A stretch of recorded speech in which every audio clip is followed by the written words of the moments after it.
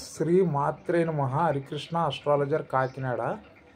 మా ఛానల్ని సబ్స్క్రైబ్ చేసుకోండి. పక్కన గంట సింబల్ టచ్ చేయండి. ఏదైనా సమస్యలు ఉంటే కాల్ మీ 4 యాప్ ద్వారా సంప్రదించగలరు. అయ్యా, లగ్న అష్టమాలలో గురువు ఉంటే, లగ్న అష్టమంలో గురువు, నేను ఇంతకుముందే చెప్పాను, గురుడు ఏ భావంలో ఉంటే ఆ కారకత్వాలన్నీ సంకనాకిపోతాయి. కారకత్వాలు ఏమీ పనిచేయవు. గురువు పుట్టినటువంటి నక్షత్రం పుష్యమి నక్షత్రం. పుష్యమి నక్షత్రం మీద రాహు శాపాన్ని పెట్టాడు. రాహు శాప ఫలితాలు, రాహు కర్మ ఫలితాలు. గురువు ఎక్కడ ఉంటే అక్కడ రాహు కర్మ. లగ్న అష్టమంలో గురువు, లగ్న అష్టమంలో గురువు ఉంటే మగవారికైతే ఆ దశ వచ్చేటప్పటికి మార్గం జరుగుతుంది, గురు దశ వచ్చేటప్పటికి.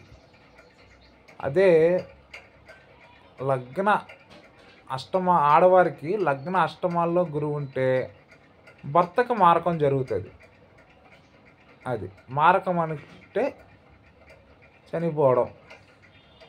అది మారకం అంటే చనిపోవడం. మాంగళ్యం దూరం అయిపోతుంది. మాంగళ్యం అనేది సర్వనాశనం అయిపోతుంది. అదే మగవారి జాతకంలో అష్టమంలో గురువు ఉంటే, అష్టమం అంటే ఆయుష్యానం, ఆయుష్ అనేది సర్వనాశనం అయిపోతుంది, సంకనాకిపోతుంది, చనిపోవడం. మార్కం అంటే చనిపోవడం. ఏంటి, నేను ఇంతకుముందే వీడియోలో చెప్పానుగా, రావణాసుడికి అష్టమంలో గురువు, ఆ గురు మహాదశలో రాముడి చేతిలో చనిపోయాడు అని. మగవారి జాతకంలో అష్టమంలో గురువు ఉంటే మారకం చెందడం. అదే ఆడవారి జాతకంలో గురువు ఉంటే మాంగళ్యం దూరం అయిపోవడం. ఏంటి, భర్త చనిపోవడం అన్నమాట. ఇలా జరుగుతుంటుంది. ఏ భావంలో ఉన్నా ఆ దశ వచ్చేటప్పటికి ఆ భావకారకత్వాలన్నీ సంకనాకిపోతాయి అన్నమాట. మటాష్ అయిపోతాయి, సర్వనాశనం అయిపోతాయి.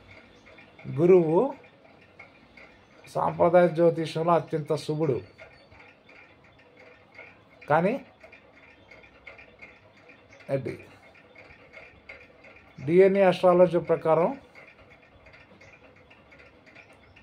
గురువు ఏ భావంలో ఉంటే ఆ గురువు కాకుండా ఆ గురువు పుట్టిన నక్షత్రం మీద ఏ కర్మ రిజిస్ట్రీ ఉందో ఆ కర్మ రిజిస్ట్రీ పనిచేస్తుంది.